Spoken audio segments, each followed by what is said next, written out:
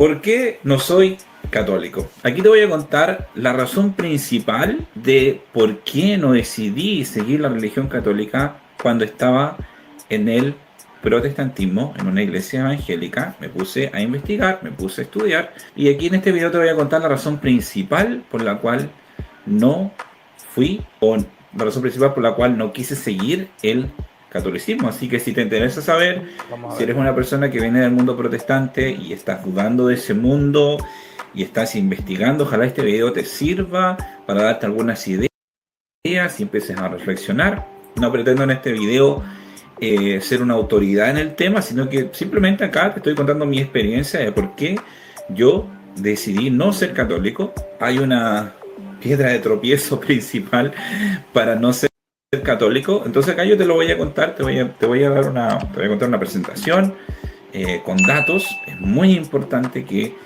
nosotros, los que seguimos Eso será importante, analizar los datos. ¿Qué datos va a presentar? Eso es lo que quiero ver.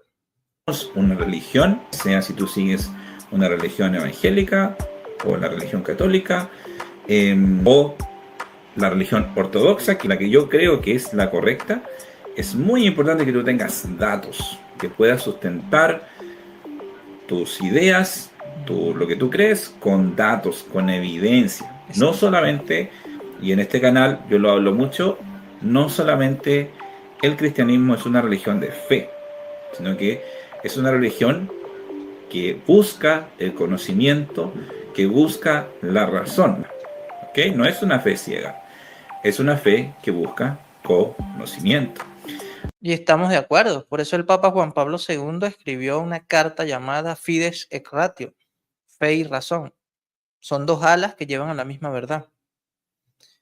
A ver qué dice Luis Franco. Rigel, tengo una consulta. A tu criterio, la iglesia estando reunida como en los primeros siglos es más fuerte en el sentido doctrinal y eclesiástico que la iglesia católica hoy en día.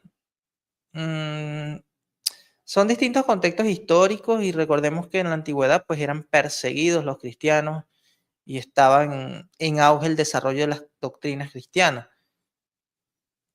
Yo creo que depende, o sea, la iglesia siempre va a actuar conforme a los tiempos, ¿sí?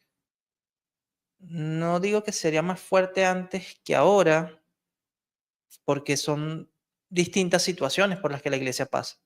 O sea, la iglesia siempre va a pasar por problemas, por obstáculos, pero tenemos la promesa de que Cristo está con ella, ¿no? Y eso es lo que la mantiene fuerte. Ahora, cuando dice en el sentido doctrinal y eclesiástico, bueno, en los primeros siglos la doctrina como tal no estaba definida del todo.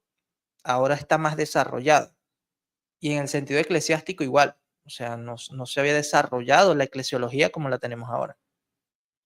Entonces, es un poco complicado, ¿no? Habría que analizar en qué aspecto, ¿no? Estaríamos hablando en sí. Pienso que muchos protestantes que se hacen ortodoxos por su sesgo anticatólico. Algunos puede ser, otros, bueno, mayormente porque no quieren ser católicos, pero otros porque están todavía profundizando y estudiando, ¿no? Así que yo por esa razón he creado este canal, porque siento que Dios me ha llamado a eso. Dios ha tocado mi corazón para poder hacer este tipo de videos. Me interesa mucho el mundo intelectual. Así que acá te voy a contar por qué cuando yo decidí salirme del mundo protestante, del mundo evangélico, no quise seguir el mundo católico. Y es un poco irónico. Te voy a contar por qué es un poco irónico. Pero antes, por favor, si esto te interesa, échale un vistazo a mi canal. Si estos temas te gustan, dale like, no te olvides por favor de darle like, de suscribirte al canal si quieres seguir escuchando. Lo que sí noto es que ahora su apologética se va a enfocar en eso. Ya no es una apologética general, sino una apologética defendiendo a la iglesia ortodoxa. Y puede ser haciendo críticas al protestantismo o críticas a la iglesia católica. Eso es lo que noto, ¿no? En los últimos videos que él ha publicado. Videos así, sé que hay muchos videos en internet, pero si tú hallaste gracia a mí, te pido que por favor me ayudes un poco a hacer crecer este canal, a hacer crecer este espacio, para que muchas otras personas se interesen en el lado intelectual de la fe. ¿Okay? Así que antes de pasar a contarte la razón principal por la cual no quise ser católico, déjame darte un poquito de contexto.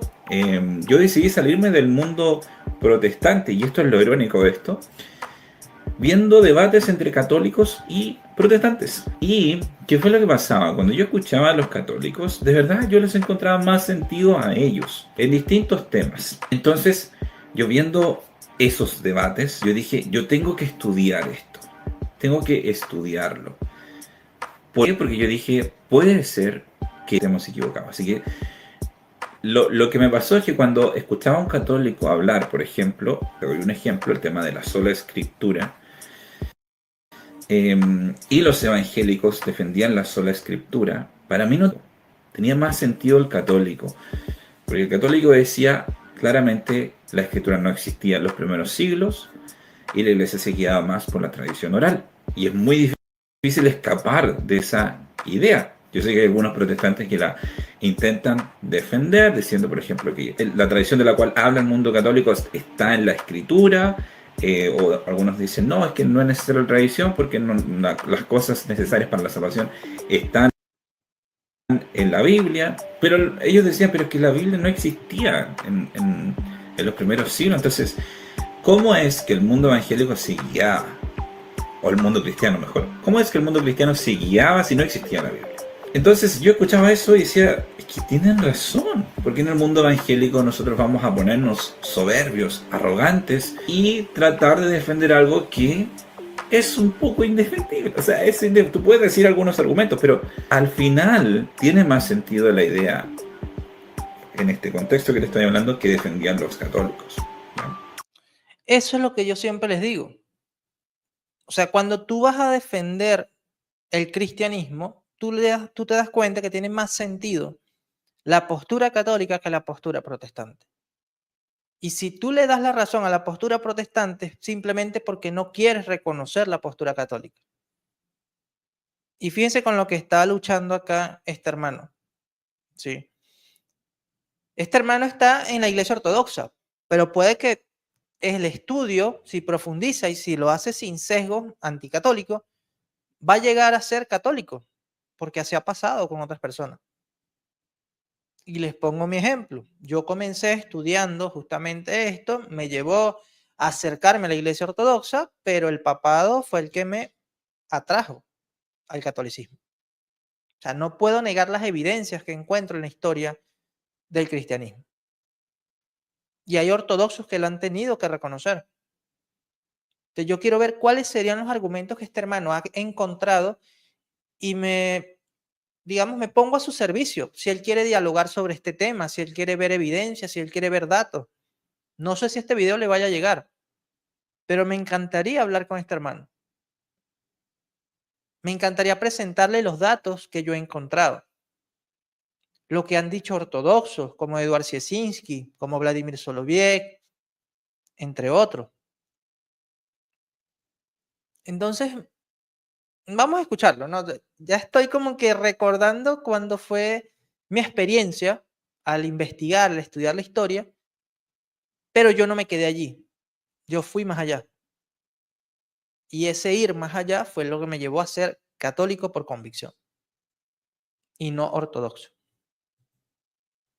Entonces yo dije que tengo que investigar esto porque esto me está desafiando mi fe.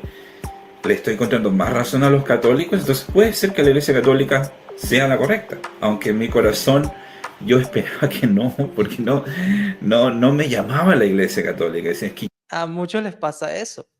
A muchos les pasa eso por el prejuicio y el sesgo anticatólico que crean los protestantes. Pero hay un momento donde ya tú no puedes hacer otra cosa que decir, oye, la iglesia católica tiene razón. El protestantismo está equivocado. Y a él le pasó esto, solamente que, bueno, se topó con algunas cosas y todavía no sé con qué se topó. Por eso quiero escucharlo. yo no puedo ser católico. Entonces me puse a investigar, me puse a estudiar y encontré datos extremadamente interesantes que Ok. llegan a convencer de que la iglesia católica no puede ser la iglesia verdadera. Lo que sí yo digo ahora La Iglesia Católica es una parte de la Iglesia verdadera. Ya te voy a explicar por qué. En la Iglesia Católica no está la fe completa, la fe que fue una vez pasada a los apóstoles. Hay en la Iglesia Católica hay muchas innovaciones. Eso es parte de por qué no soy católico. Pero ahora te voy a mostrar una presentación. Interesante, ya comenzó a hablar de innovaciones. Acá vamos a comenzar a hablar también con datos. Hay un libro que yo les he mostrado muchas veces acá en el canal y es un libro de un ex ortodoxo que ya falleció lamentablemente, pero su nieto eh, sigue publicando, ¿no?, su contenido, mejorándolo, podríamos decir. Y es este libro, La Divina Primacía del Obispo de Roma y los ortodoxos modernos orientales. Este es un libro de Jane Lee Coudis y él habla justamente de las innovaciones, ¿no? Porque él conoce cuáles son las objeciones que presentan los ortodoxos hacia la Iglesia Católica.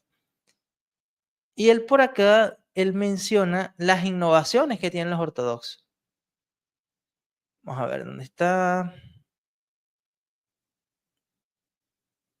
Aquí está.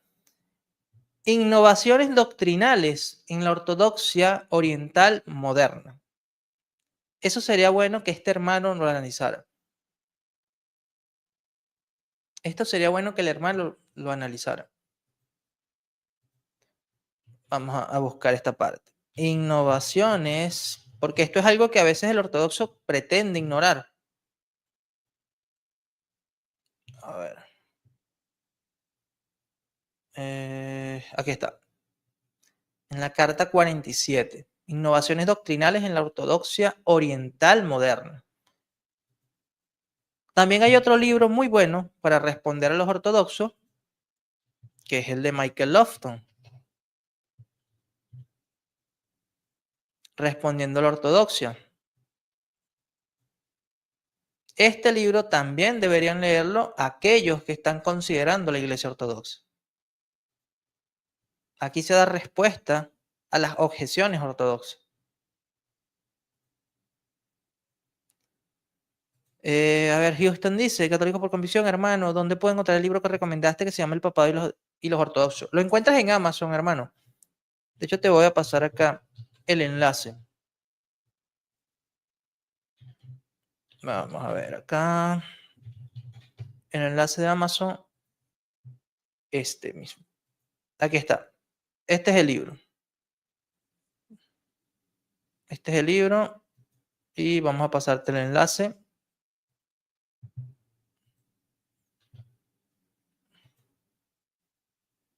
Es muy bueno este libro. A pesar de que no es un libro católico a favor del papado, presenta muchos datos que reconoce este erudito ortodoxo. Saludos, saludos, hermano. Vale. A mí me encanta pasarles literatura, fuentes, que ustedes indaguen más allá. No se queden solamente en lo básico. ¿Sí? Algunos por el que dirán vuelvan a la iglesia, a la única iglesia, la católica. Innovación versus retraso. Sí. Pero bueno, vamos a ver cuáles son esos puntos, las innovaciones que él dice. Presentación. Espero que no sea muy larga. Así que te invito a que veas mi pantalla y te voy a contar la razón principal por la que yo no soy católico. Y ya lo estás viendo acá, el tema, la piedra de tropiezo, que fue para mí, para no ser católico, es el tema del papado y la... Qué curioso. Lo que para él fue la piedra de tropiezo, para mí fue lo que me atrajo al catolicismo. Y es que, mira, hay cantidad de información. Hay un debate que a mí me ayudó bastante, que es este debate. Este debate a mí me ayudó bastante en cuanto al tema del papado. Y lo más interesante es que es entre un ex católico que se hizo ortodoxo y un protestante que se hizo católico. Es interesante, ¿no? Y este debate, para mí, es uno de los mejores debates sobre el papado. Este es uno de los mejores debates sobre el papado. Y un debate que profundiza. Un debate que presenta datos inéditos que pocos conocen. Y el autor, o vamos a decir, el ponente católico, es uno de los coautores de uno de los mejores libros que recopila citas a favor del papado, que es este. A ver.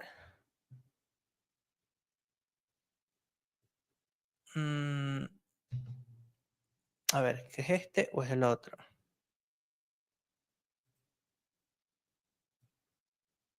A ver, no, ¿es coautor o participa? Bueno, no, usa de este libro, perdón. No es coautor, pero en gran parte se basa en este libro. Este es uno de los libros más completos sobre el tema. En cuanto a recopilar textos patrísticos, bíblicos, arqueológicos, comentarios patrísticos, perdón, comentarios protestantes, comentarios católicos, comentarios ortodoxos. Uf. Yo creo que una persona que va a considerar la iglesia ortodoxa debería leer por lo menos este libro, debería leer por lo menos este otro libro, debería conocer este debate de Joseph Sweden, Jerry Deifer, este libro de Michael Lofton, a ver, este libro de Michael Lofton, el libro de James Lee Cowdery que le presenté también al principio. Hay cantidad de información que muchas personas terminan siendo ortodoxos sin conocer toda esta información. Yo creo que es el caso de este hermano. Este hermano conoce lo básico. O sea, porque si el papado es el problema para él, yo creo que no ha estudiado lo suficiente la historia del cristianismo. Sobre todo lo que Oriente creía y enseñaba respecto al obispo de Roma. ¿Sí? Pero bueno, vamos a escuchar acá. La supremacía universal del papado. Entonces acá, en esta presentación, te voy a dar un análisis crítico del sistema de creencias católico, de acuerdo a este tema. Obviamente el título es un poco así grande para lo que te voy a explicar. Obviamente yo te voy a explicar acá lo que yo he estudiado con datos, y obviamente tú tienes que hacer tu propio estudio, hacer tu propia investigación, porque al final tú no tomas una decisión porque viste un video en YouTube o porque alguien te convenció, sino que porque tú mismo fuiste, investigaste, hiciste tu trabajo y llegaste a una conclusión. Así que yo te voy a contar, te voy a dar algunos bocadillos para que comiences a masticar, a digerir y te guíe un poquito a tomar una decisión, ¿ok? Así que un examen riguroso de los fundamentos históricos y teológicos que cuestionan la racionalidad del dogma papal moderno, analizando la evolución desde la Iglesia primitiva hasta las definiciones del Vaticano I. ¿Ok?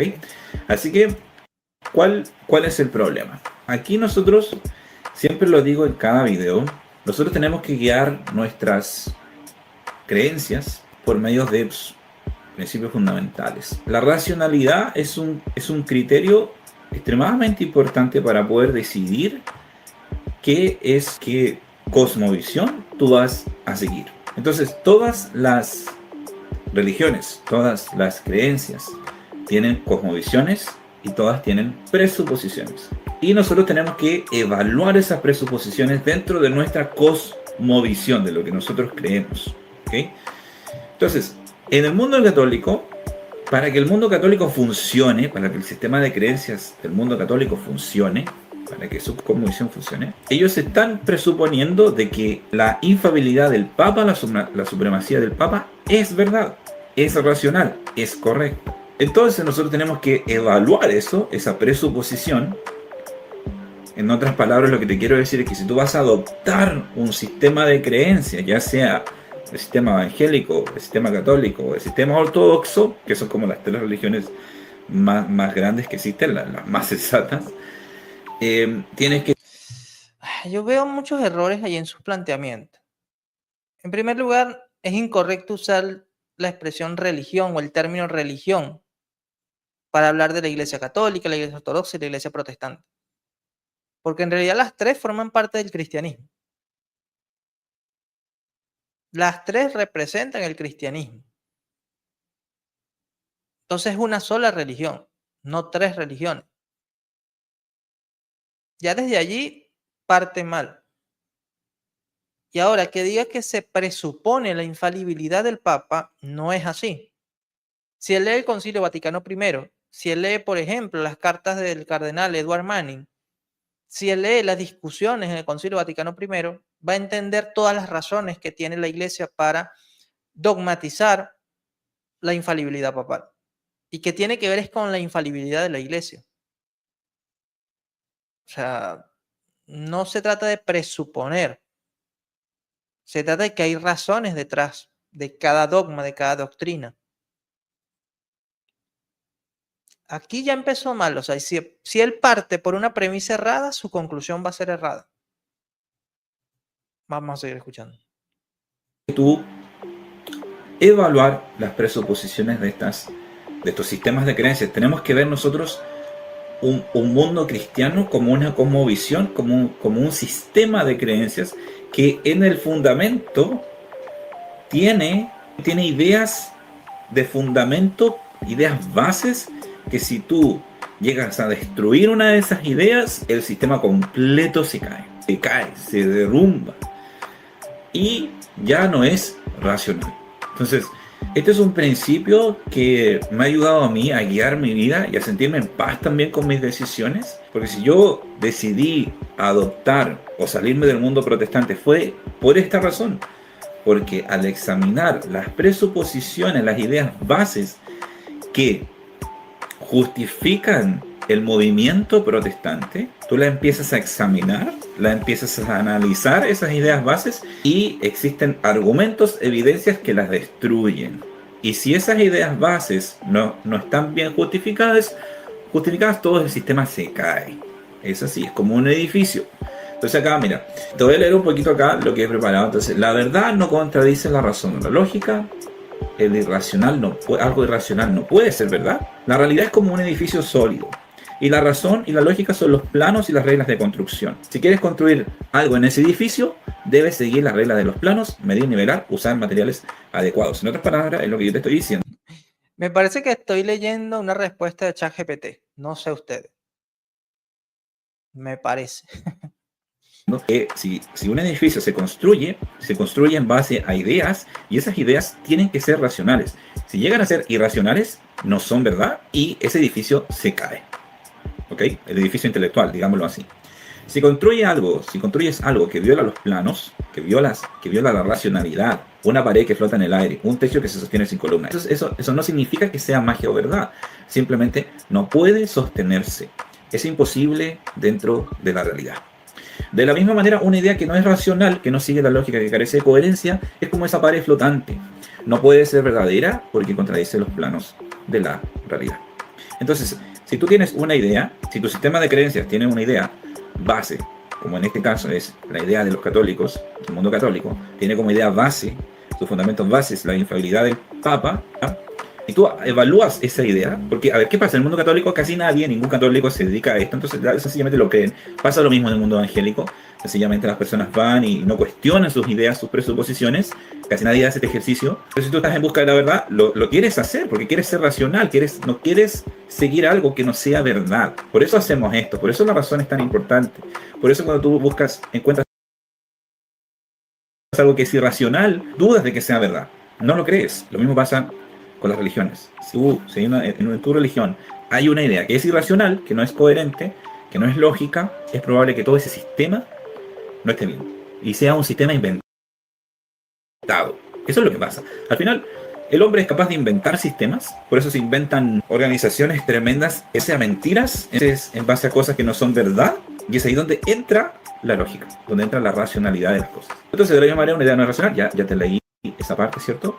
No puede ser verdadera porque contradice los planos de la realidad. Entonces, ¿qué es lo que pasa con el tema de el Papa? ¿Por qué es irracional esta idea? Mira, en la iglesia primitiva, si nosotros vamos a estudiar y vamos a ver el contexto histórico original de la iglesia en los primeros siglos, nos vamos a encontrar con lo siguiente. Durante los primeros siglos del cristianismo, la estructura eclesiástica operaba bajo un modelo fundamentalmente diferente al sistema papal moderno. O sea, ya en los primeros siglos no existía este sistema que tiene la Iglesia Católica ahora. Los obispos de las principales ciudades del Imperio Romano gozaban de prestigio y autoridad regional, pero ninguno ejercía supremacía absoluta sobre la cristiandad.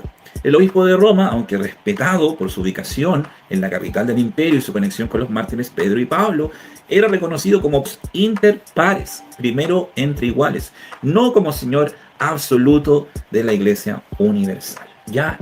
Fuente, ¿dónde está la fuente? Miami me lo confirmó. Él dijo que iba a dar datos, pero datos con fuente, no está dando fuente. Él acá está dando, es una postura ortodoxa moderna, pero no lo que vemos en la historia de la iglesia. Esa cuestión de primos interpares es algo más nuevo, más novedoso, es una innovación de los ortodoxos y ni siquiera es aceptada por todos los ortodoxos. Y esto mismo lo explica, por ejemplo, Sisoulas, el obispo Sisoulas. Yo espero acá que me dé fuentes, que me dé datos, que me dé por lo menos un padre de la iglesia, concilio, no que me dé la perspectiva actual de los ortodoxos y sobre todo aquellos que son muy antipapistas, antilatinos. Acá no me está dando datos, acá me está dando una opinión de él. Y insisto, veo más una respuesta que daría una inteligencia artificial que una opinión sincera de él. De acuerdo a los datos, claro está. Estamos mal en el mundo católico. Esta concepción colegial reflejaba la naturaleza apostólica original de la Iglesia, donde la autoridad se distribuía entre los sucesores de los 12 apóstoles. Entonces, ¿cuáles eran las características del modelo primitivo de la Iglesia? Las tenemos aquí abajo. La Iglesia era colegialidad episcopal, perdón, tenía colegialidad episcopal, no era que... La colegialidad no excluye al papado. Joseph Ratzinger lo explica. De hecho, yo lo publiqué hace tiempo acá en mi Facebook. Vamos a ver si se los puedo mostrar. A ver si me sale por acá.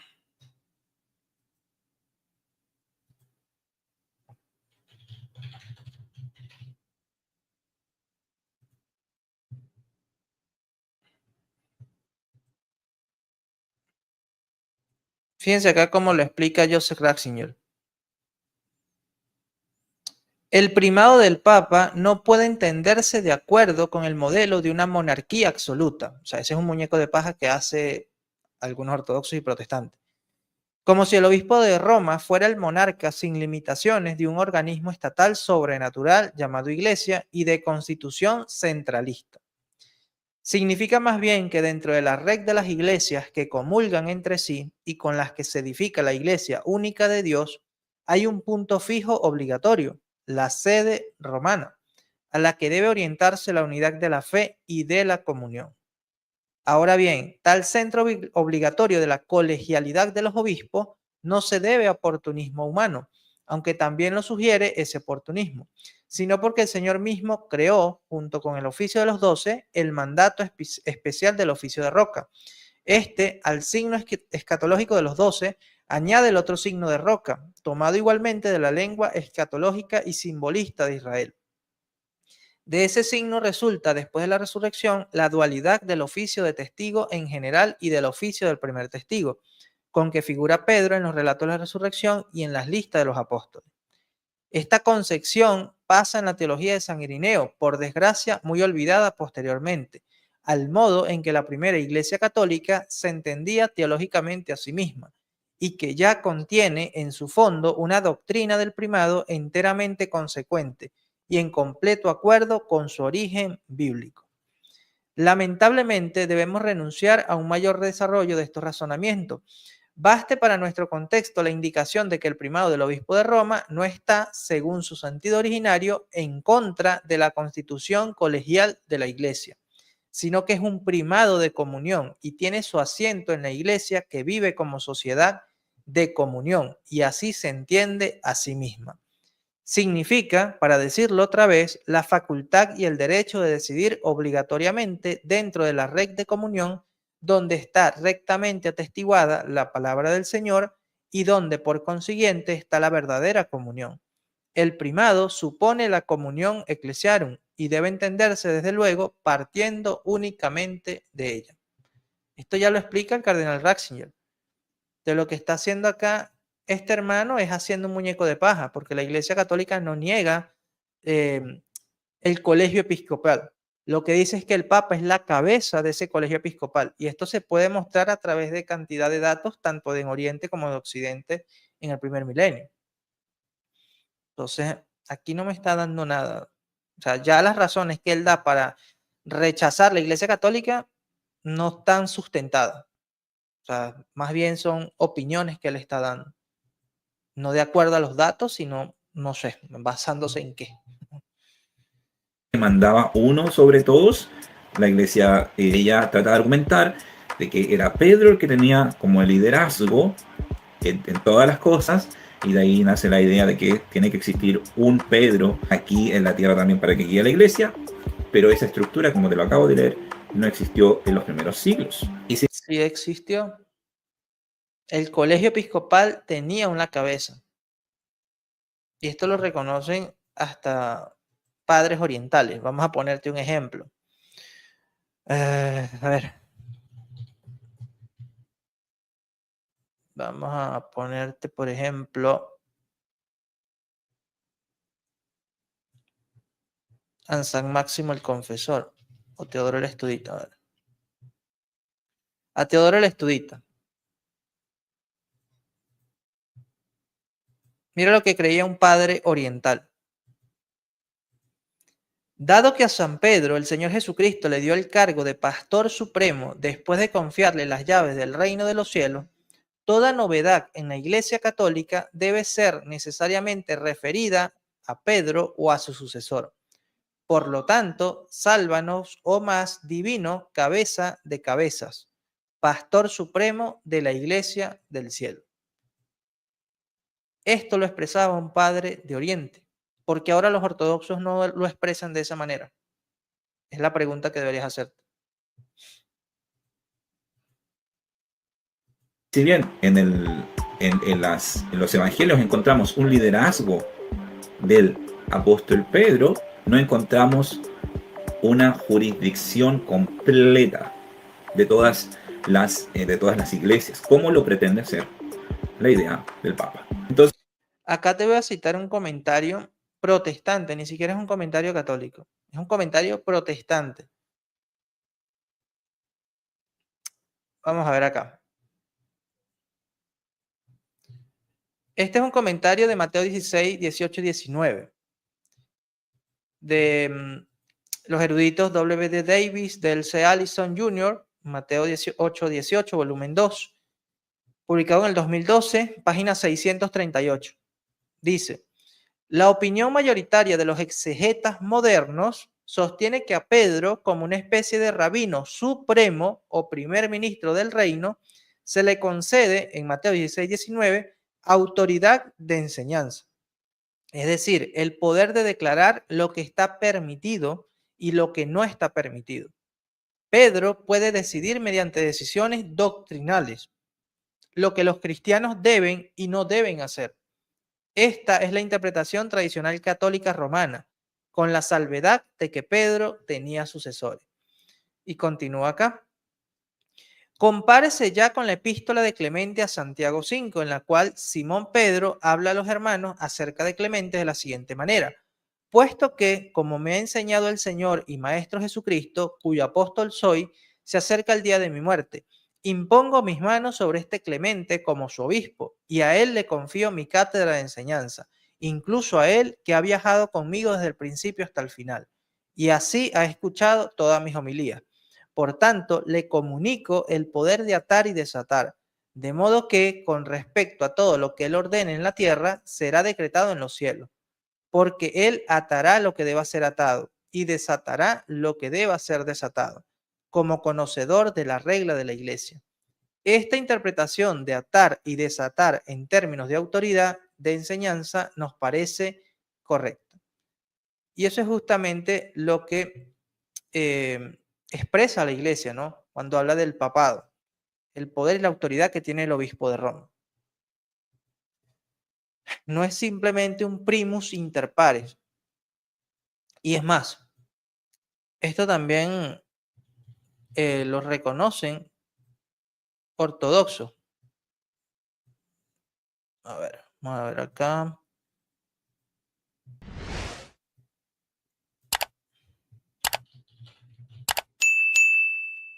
Esto lo reconocen también ortodoxos. Fíjate acá. Olivier Clement dice lo siguiente. Oriente no conoció el primado bajo la forma que tomaría en Occidente después de la Reforma Gregoriana y el Concilio de Trento, después del cisma, ¿no?, entre Oriente y Occidente, o entre la Iglesia Católica y la Iglesia Ortodoxa. Dice, rechazó sus pródomos, pero reconoció en la época de los concilios ecuménicos, es decir, la época de los concilios ecuménicos, siglo IV en adelante, un real primado romano y el carisma petrino que implica. Y se trataba de algo muy distinto al simple primado de honor, de un primus inter pares, en el sentido puramente honorífico de estas expresiones. Esto lo dice el erudito ortodoxo Olivier Clement en su libro Roma de otra manera, página 67. Pero el obispo Sisoulas también nos dice lo siguiente. Esta primacía de honor es una expresión ambigua que puede entenderse no tanto por lo que significa positivamente, sino por lo que pretende excluir. La descripción de este principio como una simple primacía de honor es eclesiológica y canónicamente cuestionable. Simple honor parece sugerir que no hay poder ni autoridad en absoluto, mientras que se sabe por experiencia que la persona que preside una reunión de cualquier tipo ejerce poderes de gran importancia, incluido el derecho a convocar y discutir la reunión, a formar la agenda y así sucesivamente. Con respecto a la Iglesia, tal descripción de la primacía como simple honor parece contradecir los principios canónicos básicos. De hecho, parece que no existe ni siquiera en la Iglesia Ortodoxa una simple primacía de honor. También tenemos el documento El Obispo de Roma, publicado el año pasado, y dice lo siguiente. Algunos diálogos señalan que en el primer milenio esta primacía del honor no significaba simplemente precedencia honorífica, sino autoridad para tomar decisiones reales. En 1991, el Diálogo Ortodoxo Católico francés hizo un llamamiento para superar la oposición entre primacía de honor y primacía de jurisdicción, reconociendo que el honor implica responsabilidad y autoridad reales. Si el primado es efectivamente inter pares, no es menos primo, es decir, no es menos primado. Y bueno, ya leímos el texto de San Teodoro el Estudito, o Teodoro el Estudito. Entonces, decisiones eran conciliares. Esto es algo muy importante de entender, que las decisiones se tomaban en concilios. Por eso en Hechos, en el capítulo 15, tenemos el primer concilio, que todo eso, ese concilio no lo presidió el apóstol Pedro, lo presidió Santiago. Entonces, otra cosa que te hace dudar de esta idea del Papa, que viene de Pedro, ¿cierto? Que tiene que existir esta figura de autoridad y que gobierne todas las iglesias. Autoridad compartida. Siempre se vio en la iglesia primitiva una autoridad compartida, un respeto mutuo entre sedes. Entonces, todas estas características. Un respeto mutuo entre sedes, pero cuando tenía problemas, un patriarcado recurrían al obispo de Roma como árbitro final. La pregunta es ¿por qué? ¿Por qué al obispo de Roma? ¿Por qué tenían que recurrir al obispo de Roma? A ver, vamos a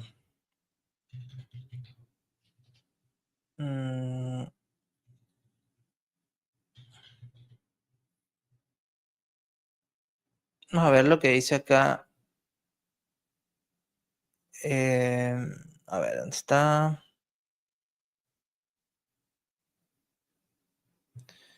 La fórmula de Hormisdas. Vamos a ver acá algunos académicos. ¿Qué nos dicen sobre la fórmula de Hormisdas? Dice, fue el Papa Hormisdas quien con la ayuda de Justiniano, el sobrino de Justino, que a su vez era el sucesor del emperador Anastasio, puso fin al cisma casiano. Observamos con considerable sorpresa que los prelados bizantinos, que habían estado tan decididos a defender la autonomía de su iglesia en el curso de esta controversia, todos firmaron el Libellus Hormisdas, el documento que definía claramente la primacía de la sede romana. Tenemos también a Klaus Sachs que dice, el Papa Hormisdas aprovechó la ocasión no solo para obtener el reconocimiento de Calcedonia, sino para obligar a Oriente a aceptar el principio formal de que solo la comunión con la Iglesia romana es garantía de la fe verdadera. Solo la comunión con la Iglesia romana es garantía de la fe verdadera. En esta fórmula de Hormisdas, suscrita en el año 519 por el emperador, por el patriarca y por unos 220 obispos, se expresa la posición romana con meridiana claridad. Roma es la última instancia para mantener la comunión eclesial y la fe verdadera. No se puede negar que las pretensiones romanas no solo eran de sobra conocidas en Oriente, sino que a menudo fueron también aceptadas. También tenemos acá este testimonio interesante de Brian Tierney, que dice lo siguiente. Manning sostenía que la doctrina de la infalibilidad papal había sido sostenida por la Iglesia desde su primera fundación. Entre los textos bíblicos enfatizó especialmente Lucas 22:32, yo he rogado por ti para que tu fe no desfallezca. Según Manning, la estabilidad de la fe de la sede romana fue reconocida por los padres desde la época de Ireneo en adelante. Insistió particularmente en la fórmula del Papa Hormisdas. En la sede apostólica, la religión siempre se ha conservado sin mancha. Y en la fórmula similar del Papa Agatón, esta sede apostólica nunca será convicta de apartarse del camino de la tradición apostólica. Naturalmente, Manning no descuidó señalar que esta segunda fórmula fue aceptada por el Sexto Concilio General de la Iglesia. Ahora, ¿qué opinan académicos protestantes y ortodoxos? Vamos a ver qué dice Henry Chadwick. Henry Chadwick dice lo siguiente, el Papa Hormisdas puso fin con éxito a 34 años de dolorosa división, no mediante una declaración cristológica cuidadosamente equilibrada, calculada para ganar el consentimiento de todas las personas ortodoxas, sino mediante una afirmación rotunda de la primacía de San Pedro. Esta fórmula tendría ecos posteriores y sería reafirmada por el primer concilio vaticano en el año 1870. Alexander Schmemann, un erudito ortodoxo, dice lo siguiente. Característico de este eterno compromiso con Roma fue la firma de la fórmula del Papa Hormisdas por parte de los obispos orientales en el año 519, poniendo fin al cisma de 30 años entre Roma y Constantinopla. La esencia misma de las reclamaciones papales no puede expresarse más claramente que en este documento, que fue impuesto a los obispos orientales. Entonces, los datos están a favor del papado, no en contra. Así que todo ortodoxo, pues, debería reconsiderar su postura. Características tenía la iglesia primitiva, la iglesia de los primeros siglos, muy distinto a lo que se ve en el mundo católico. Entonces tú juzgarás y tú dirás, si en la iglesia primitiva no existía eso, y apareció luego en la historia la idea de la infalibilidad del Papa y que tenía que existir una figura, eso fue un invento de la iglesia católica, hay que decirlo con todas sus palabras, con todas sus letras, pues. Lo dices o por ignorancia o porque miente. O porque realmente desconoces. Yo creo que desconoces muchos datos que te ayudarían a entender mejor el papado. O quizás lo que tú conoces del papado es lo que aprendiste siendo protestante y en realidad eso no es el papado. Pero por eso acá se te está aclarando, ¿no? Ese punto. Y repito, la invitación está abierta si quieres conversar y tratar todos estos temas. Una invención tardía, no fue algo que se dio de forma orgánica, porque la iglesia primitiva no lo practicó así. Como te lo acabo. Acá te voy a citar a Michael Schmaus. Michael Schmaus, uno de los mejores teólogos del siglo pasado, él dice lo siguiente: es del todo imaginable y comprensible que un cristiano del siglo I o del siglo II apenas pudiera reconocer a primera vista el primado del apóstol Pedro en el fenómeno del papado moderno, lo mismo que no podría reconocer la figura de una planta madura en una semilla recién germinada. En la medida que los papas comprometen el pleno poder que Cristo les ha dado a favor del reino de Dios y de la salvación de los hombres, según las exigencias del tiempo, el primado asciende a un grado superior. La figura respectiva del primado está, pues, determinada por el modo en que son realizados los plenos poderes creados por Cristo. Está, en consecuencia, caracterizada tanto por las circunstancias temporales como por el carácter personal del portador del poder. Y bueno, aquí hay más testimonios, ¿sí? Cantidad de testimonios tenemos a favor del papado. Acá podemos ver cantidad de testimonios. Pero esta conclusión que da J. Michael Miller, ¿verdad? En su libro The Shepherd and the Rock, yo creo que resume todo. Dice, el hecho de la primacía romana surgió antes de que su naturaleza fuera explicada y justificada. Además, Roma nunca necesitó exigir el reconocimiento de sus prerrogativas, más bien fue aceptada pacíficamente. Esto es lo que encontramos al estudiar la historia, hermano. Por eso te invito a que sigas profundizando.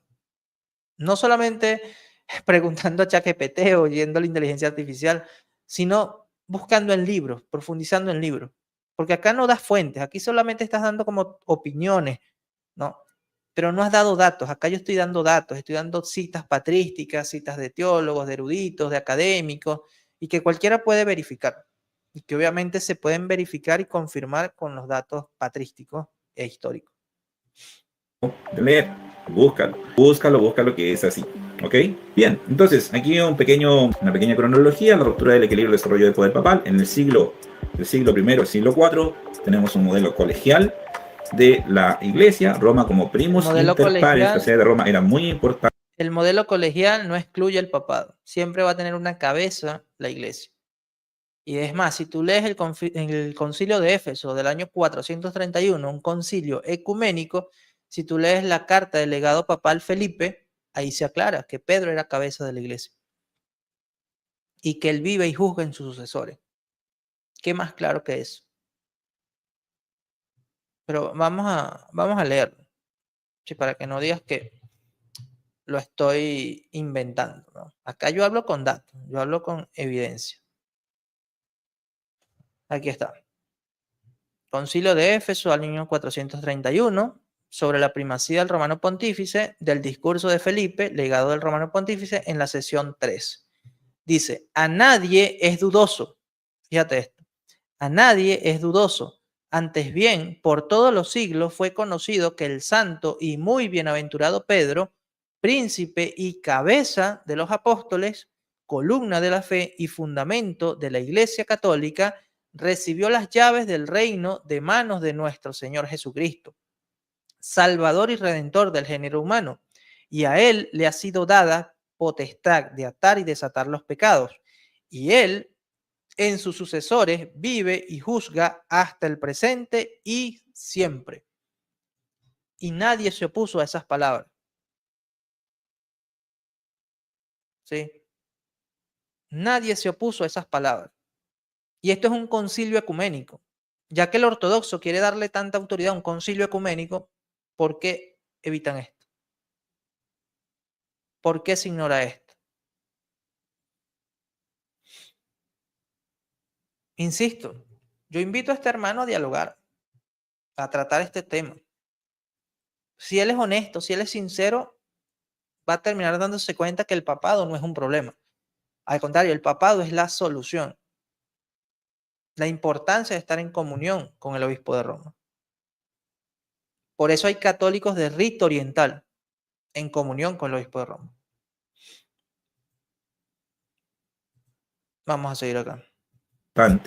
Pero no gozaba de esta jurisdicción universal sobre todas las iglesias. Entonces, Roma, como primus inter pares, entre las principales sedes episcopales del cristianismo primitivo, luego del siglo... No es entre las principales sedes, era la sede apostólica. La primera iglesia.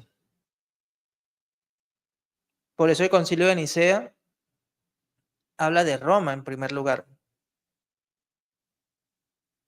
Por eso el Concilio de Constantinopla también habla de Roma en primer lugar. O bueno, para que no vaya a decir nada, voy a excluir el Concilio de Nicea. El Concilio de Nicea no lo dice, ¿no? Porque aquí nos estaríamos basando, bueno, en la controversia que hay sobre un texto, ¿no? Que muchos dicen que fue atribuido, espurio, etc. Bueno, vámonos para el Concilio de Éfeso, el Concilio de Constantinopla, el Concilio de Calcedonia. Ahí se ve claramente la primacía de la Iglesia de Roma. Y si vamos a concilios regionales, ayer analizamos también el Concilio de Aquileia. Y el Concilio de Aquileia también muestra la jurisdicción universal del Papa. Sí. Ay, bueno. Sigamos, vamos a ver qué más dice. V, siglo VII, siglo VIII, perdón, expansión gradual de las pretensiones romanas, conflictos con Constantinopla y las iglesias orientales por cuestiones de jurisdicción. En realidad los conflictos con Constantinopla fue desde el siglo IV. Cuando en el Concilio de Constantinopla del año 381 quisieron imponerse políticamente, contradiciendo el Concilio de Nicea, queriendo cambiar las sedes petrinas, queriendo poner a Constantinopla después de Roma y excluyendo a Alejandría y Antioquía. Y obviamente la iglesia se opuso, el Papa se opuso, pero también Alejandría se opuso al Canon 3 de Constantinopla. ¿Quién ha traído más el problema? Oriente, sobre todo Constantinopla. Por eso mencioné la confesión de Hormisdas, donde rompe con el cisma casiano, resuelve el cisma casiano. Y los obispos orientales se sumaron a esa confesión de Hormisdas, que refleja la supremacía romana. Aunque a mí me gusta decir más primacía, no supremacía, porque muchos tergiversan el término. Por eso digo, esta diapositiva es como que la hizo con lo que la inteligencia artificial le dictó. Por eso tiene errores. Porque si de verdad se hablara de los conflictos con Constantinopla, se hablara del siglo IV, del año 381, no desde el siglo V.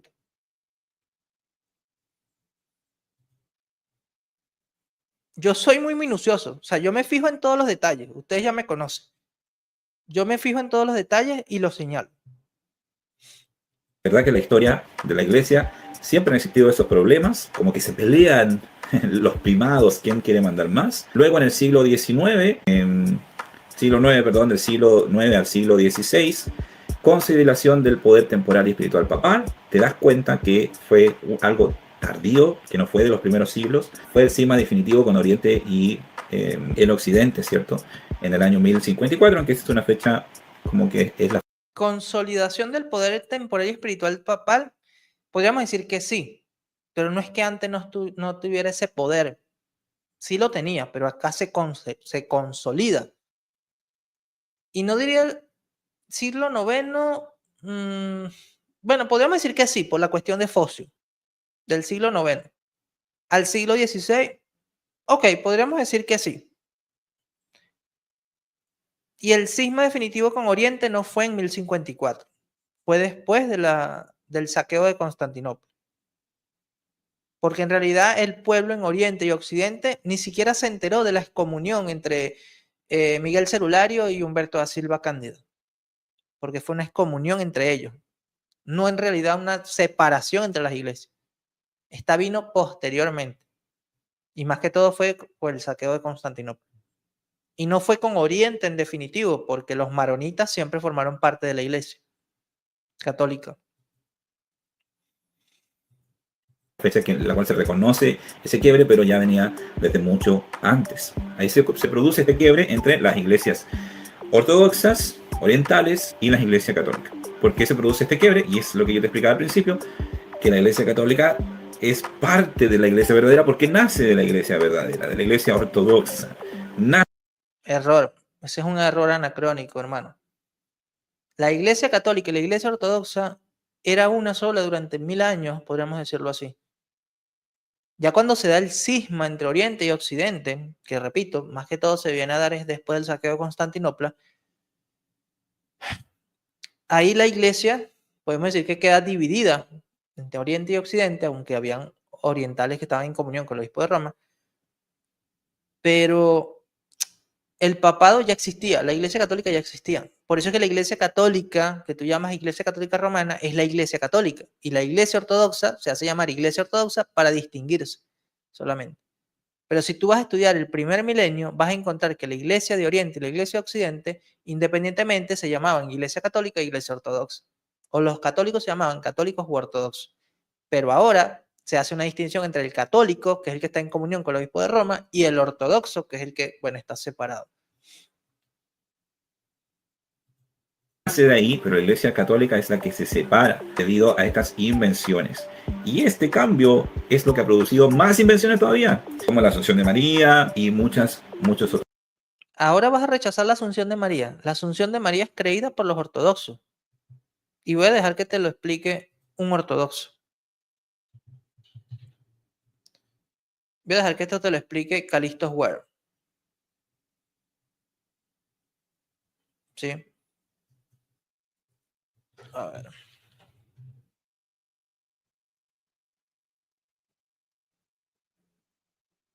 Voy a dejar que esto lo explique Calixtus Ware.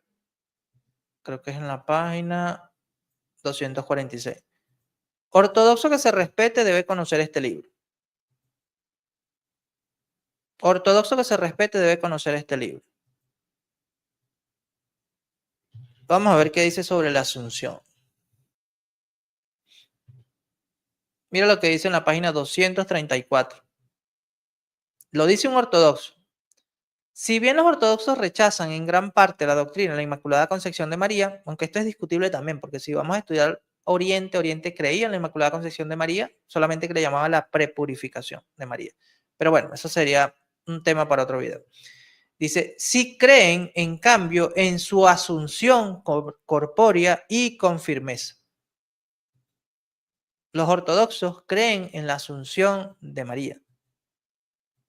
Lo mismo que el resto de la humanidad, Nuestra Señora padeció muerte física, mas en el caso de ella, la resurrección del cuerpo ocurrió con anticipación. Tras su muerte, su cuerpo fue arrebatado o asumido al cielo y su tumba quedó vacía.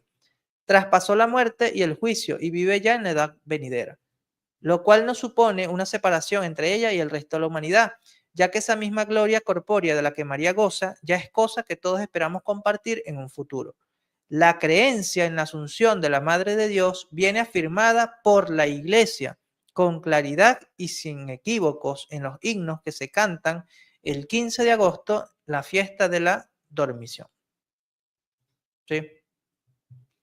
Y él dice algo interesante, dice, sin embargo, los ortodoxos, a diferencia de los católicos romanos, nunca proclamaron la asunción como dogma, ni tampoco quisieran hacerlo. O sea, eso ya es una cuestión personal de ellos. Pero de que creen en la asunción de María, creen en la asunción de María. Es más, acá dice algo interesante, dice, justo después de que el Papa proclamase la asunción como dogma, algunos ortodoxos, reaccionando contra la Iglesia Católica Romana, empezaron a expresar dudas acerca de la asunción corpórea y hasta llegaron a negarlo explícitamente. Lo seguro es que esto no fue de ninguna manera una tendencia representativa de la Iglesia Ortodoxa en general. Así que los ortodoxos no niegan la asunción de María. No tendrías tú por qué negarla si eres ortodoxo, este hermano, ¿no? Otros dogmas relacionados con María, que son invenciones que no se creyeron en los primeros siglos. Y en el año 1800. No son invenciones. O sea, tú ni siquiera conoces qué cree la Iglesia Ortodoxa sobre la Asunción. Por eso digo, tú partes del entendimiento protestante que tienes, pero no conoces lo que la Iglesia Ortodoxa realmente cree al respecto. Por eso creo que te apresuraste al decir que querías ser ortodoxo, porque te hace falta conocer mucho más al respecto. 1870, Concilio Vaticano, definición dogmática de la infalibilidad del papal como doctrina de fe obligatoria. Entonces, las personas que son católicas tienen que creer esto como un dogma de que el Papa es infalible, no puede errar cuando habla de cuestiones de fe. La Iglesia Católica cree que el Espíritu Santo lo dirige cuando habla sobre cuestiones de fe. Obviamente hay otras distinciones por ahí cuando habla ex cátedra y cosas así, pero básicamente la idea es que una persona tiene que creer en la infalibilidad papal para poder ser católico y para poder ser salvo. Entonces, esta evolución histórica demuestra que el papado moderno no fue una institución establecida desde el origen, sino el resultado de un proceso político, teológico que se... Hemos demostrado todo lo contrario. El papado está presente desde el principio, aunque su naturaleza no fuera sido explicada al principio. ¿Sí? extendió durante más de un milenio. Entonces, todo esto para decirte que la idea del Papa es irracional, es ilógica, es una invención, porque dentro... Lo que veo irracional e ilógico es que tú afirmes ser ortodoxo y niegues la Asunción de María. Eso sí me parece irracional e ilógico. De la cosmovisión cristiana nunca estuvo como base la idea de un Papa, fue una invención. Entonces ahí es donde yo te vuelvo al tema que tienes que cuestionar las presuposiciones de tu sistema de creencias, de tu cosmovisión. Justamente yo cuestiono tus presuposiciones, porque están erradas. Si tu premisa es errada, tu conclusión va a ser errada. Religiosa. Entonces, ¿qué es lo que dice el Vaticano I en 1870? La cristalización del dogma, concepto político. El concilio se celebró en plena crisis de los estados pontificios. Pío IX, enfrentado a la pérdida del poder temporal, buscó reforzar su autoridad espiritual mediante la definición dogmática. Oposición episcopal, una minoría significativa de obispos se opuso al dogma. Muchos abandonaron Roma antes de la votación final para evitar un enfrentamiento directo con el Papa. Ruptura doctrinal. De ahí nacen los veterocatólicos. Sí. Definición rompió 1800 años. Imagínate, 1800 años de tradición. No rompió. O sea, te puedo mostrar un texto que es poco conocido por ortodoxos y protestantes, que muestra justamente la infalibilidad en el siglo VI aproximadamente. Esta es una carta del patriarca de Jerusalén, Juan IV, una carta a los católicos de los monjes georgianos, y es citada por Sidney Herbert Scott en su libro Las Iglesias Orientales y el Papado de 1928. Dice lo siguiente: en cuanto a nosotros, es decir, la Santa Iglesia, tenemos la palabra del Señor, que dijo a Pedro, jefe de los apóstoles, al darle el primado de la fe para el fortalecimiento de las iglesias: tú eres Pedro, sobre esta piedra edificaré mi iglesia. A este mismo Pedro le ha dado las llaves del cielo y de la tierra. Es siguiendo su fe que hasta el día de hoy sus discípulos y doctores de la Iglesia Católica atan y desatarán, atan a los malvados y liberan de sus cadenas a los que hacen penitencia. Tal es sobre todo el privilegio de aquellos que en la primera y santísima sede son sucesores de Pedro, sanos en la fe y según la palabra del Señor, infalible. ¿Sí? Obviamente acá hay una traducción al español porque el término infalible no se usa en el texto original, pero sí lo que significa, ¿no? Lo que es la infalibilidad. Entonces, la infalibilidad ya era creída por la Iglesia. La infalibilidad del Papa. De hecho, podemos verlo en la Confesión de Hormisda, en el Concilio de Sárdica, en la carta del Papa Gatón, en el Tercer Concilio de Constantinopla. Hay evidencia. Que la ignoren es otra cosa. Que la ignoren es otra cosa. Pero evidencia hay. No puedes decir que es una ruptura doctrinal. No, para nada. Conciliar, estableciendo que el Papa puede definir doctrina ex cátedra, sin necesidad de consenso episcopal, algo que nunca la Iglesia lo creyó.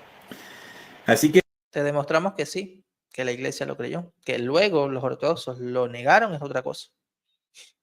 El romano pontífice, cuando habla ex cátedra, esto es lo que dice el Vaticano, goza de aquella infalibilidad de que el divino Redentor quiso que estuviese provista su Iglesia. Exacto. La infalibilidad es de la Iglesia y el Papa participa de esta infalibilidad. Sobre Eternus, Vaticano I. Este desarrollo tardío contradice fundamentalmente el principio conciliar que había gobernado a la Iglesia desde sus orígenes apostólicos. Es la historia. Obviamente los católicos van a tratar de defender esto, pero yo creo que esto es razón más que suficiente. Lo estamos defendiendo con datos, no con simples opiniones como tú estás haciendo. Tú estás dando opiniones, mas no estás dando datos, no estás dando fuentes. Acá hemos dado datos y fuentes, no solamente opiniones. Y como dice el dicho, dato mata relato. A ver, hermanos, les voy a invitar a que hagan lo siguiente, pero no lo vayan a hacer de mala manera, ¿sí? Porque tampoco la idea es atacar a este hermano. La idea es ayudarlo, ¿sí? La idea es ayudarlo. Quizás en algunos momentos soy un poco fuerte al expresarme, pero es porque a veces me molesta como que la persona esté tan segura de algo que no ha profundizado. ¿Sí? Otra cosa es que él diga, bueno, puede ser, no estoy seguro, voy a seguir investigando, pero cuando lo dice de forma afirmativa, eso a mí me molesta un poco, ¿no? Y por eso soy un poco fuerte, pero no es la idea. O sea, no es ser garrotero. Les voy a dejar el enlace del video para que ustedes le comenten a este hermano, pero de buena manera, ¿sí? No de mala manera, de buena manera.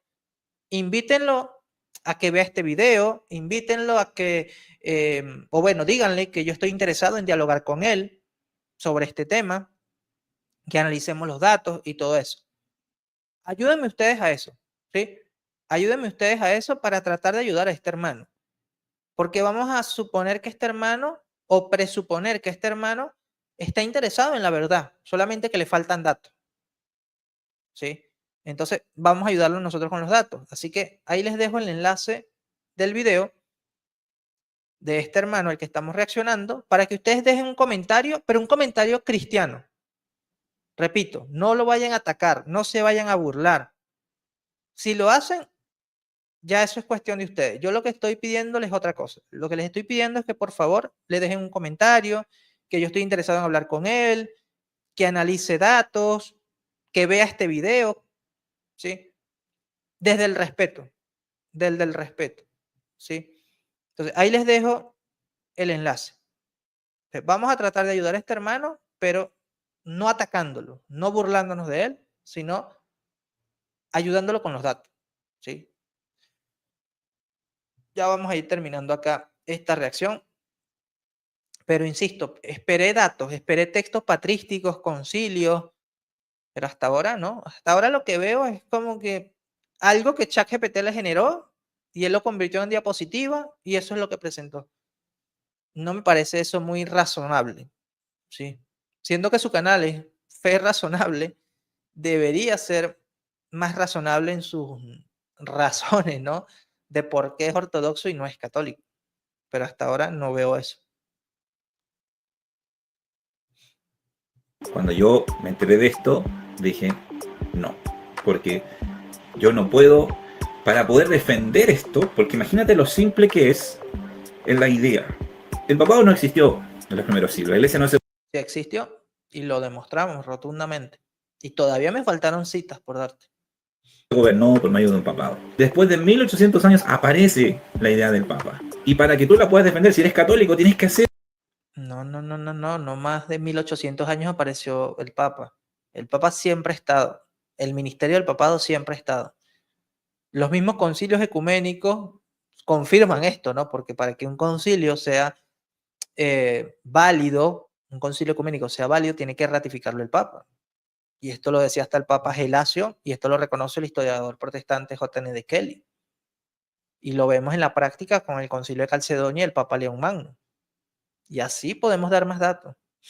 un ejercicio mental gimnástico para poder defender la idea del Papa.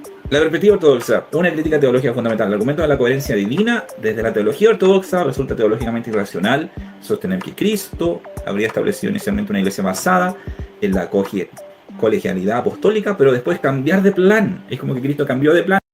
Esta sería la perspectiva ortodoxa actual, moderna, pero no la histórica.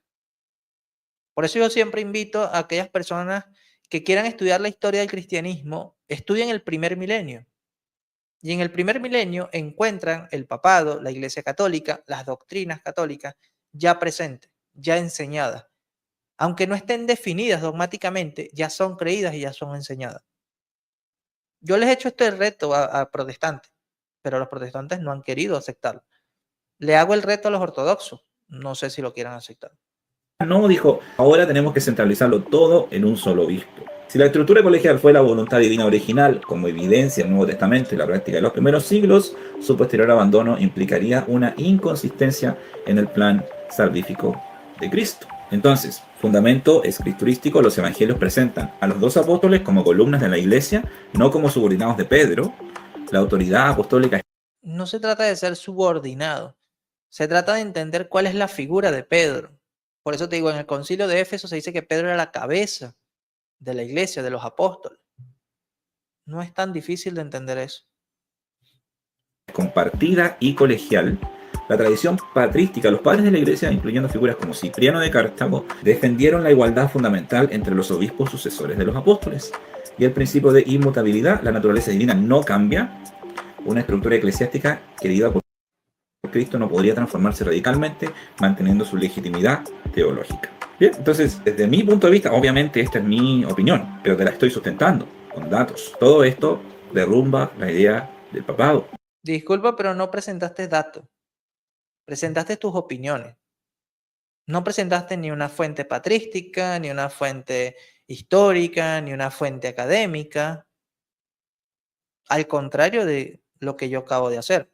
Te he presentado datos patrísticos, históricos, académicos. Es muy distinto presentar datos a dar tu opinión solamente. O en este caso, lo que dice el dicho, ¿no? Dato mata relato. O sea, tú presentaste un relato y yo te presenté datos. Y por esa razón, con una buena conciencia, yo no podría ser católico. Ahora, conclusiones de la racionalidad en cuestión. En 1870, años después de Cristo, cuando se definió la infalibilidad papal como dogma obligatorio. Eso ya es razón suficiente para decir, no, el Papa no es racional la idea del Papa. Concilios ecuménicos, reconocidos por la Iglesia indivisa antes del cisma de 1054, es decir, la Iglesia siempre, en los primeros siglos se regía por concilios, había una estructura colegial, ¿ya? Y 0 referencias bíblicas. Repito, la estructura colegial no excluye el papado. Ya lo expliqué con Joseph Ratzinger, uno de los mejores teólogos del siglo pasado. Y que los ortodoxos reconocen 7 concilios ecuménicos nada más. Esto es discutible porque he visto páginas que dicen que se reconocen 8, otros que reconocen 7, otros que... Por eso le digo, los ortodoxos también están divididos, lamentablemente. Que establezcan explícitamente la supremacía. 0 referencias bíblicas que establezcan explícitamente la supremacía papal absoluta. De hecho, sí, si entiendes que es la supremacía papal, que es lo mismo que la primacía, y explícitamente, wow, Mateo 16, 18, 19, Lucas 22, 32, Juan 21, 15, 17, Hechos 15, ¿qué más quiere?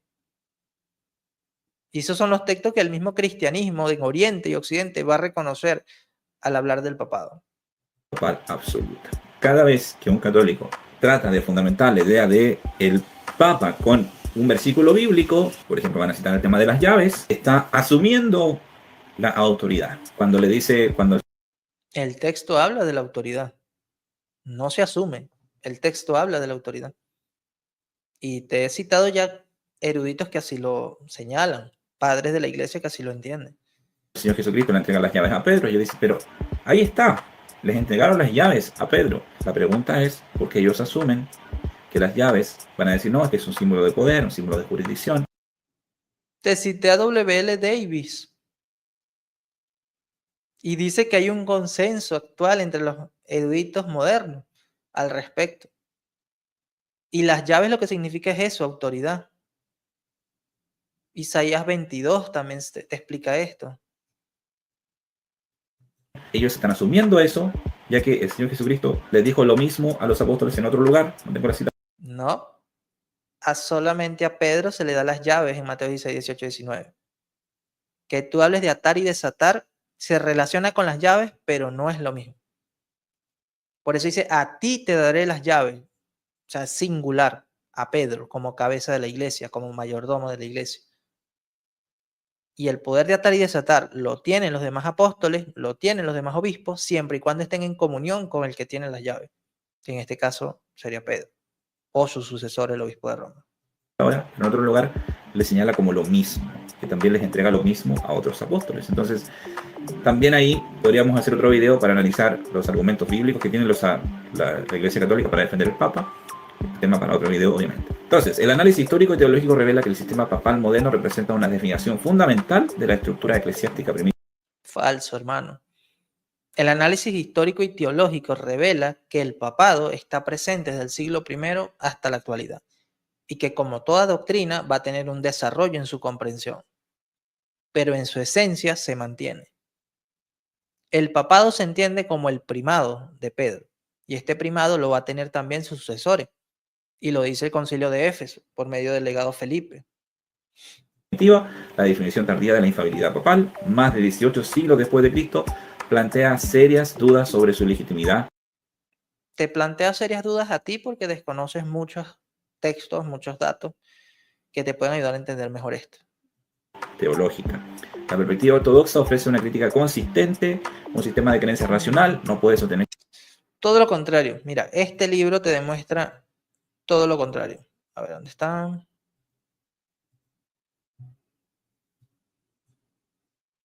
Este libro da respuesta a todos esos argumentos ortodoxos. Al igual que este otro libro. Al igual que este otro libro. Sí. Así que yo te invito a seguir profundizando o a que dialoguemos este tema. Analicemos los datos, sin miedo a la verdad, con honestidad, como cristianos. Que Cristo estableció una estructura colegial para después cambiar de opinión y centralizarla en una sola persona. Esta inconsistencia fundamental cuestiona la racionalidad del dogma papal católico contemporáneo. Pregunta: ¿puede considerarse racional un sistema que contradice su propia fundación histórica y teológica original? Me parece a mí que no. Así que, para que veas, uno no toma una decisión simplemente porque que no me gustó la Iglesia Católica. Eso es lo que demuestra. Primero, ignoras muchas cosas de cómo la Iglesia Católica enseña y haces el muñeco de paja que crea el protestante y que algunos ortodoxos también siguen. Y segundo, se ve que es más tu razón de no querer ser católico acá, porque no presentaste datos. Repito, si en tal caso citaste Pastor Eterno, fue la única cita que vi, pero no veo más citas que sustenten tu postura. Que no me gustó la iglesia protestante y por eso ahora me hice ortodoxo. No, no es así. Hay argumentos, en mi canal ya los he explicado, hay datos, ojalá que se interese en rebatir alguna de estas ideas y podemos formar algún diálogo, así que para no ser... Interesante. Listo. Si estás abierto al diálogo, acá yo estoy dispuesto para dialogar. Ya él lo dijo. Y ahora queda de su parte. Ahora queda de su parte. Él está abierto al diálogo, yo también. No hay ningún problema, vamos a dialogar. Así como dialogué con Guido, puedo dialogar con este hermano. Video más largo, te dejo y espero que este video haya sido de bendición. Si te pareció, no entretenido, si te pareció útil, dale like y suscríbete al canal. Que tengas un... Útil, la verdad, no, porque no presento datos. Pero, bueno, sí permite ver los problemas que se generan aquellos que van a ser ortodoxos, pero no conocen realmente la Iglesia Ortodoxa o desconocen realmente el catolicismo. Entonces, bueno, hermanos, como les dije, ya les dejé una misión, ¿no? Vayan al canal del hermano, déjenle un comentario, díganle que yo estoy interesado en hablar con él. Yo también le voy a dejar un comentario, obviamente, porque sí me interesa que él conozca todos estos datos, la verdad. Y si él los conoce, yo creo que no le queda de otra, o sea, ser católico. Pero bueno, eso ya es decisión de él. Bueno, hermanos, gracias por acompañarme. Gracias por haber estado acá conmigo, por darle me gusta a los hermanos moderadores, por estar allí ayudando en la moderación. Y ya será hasta otra oportunidad.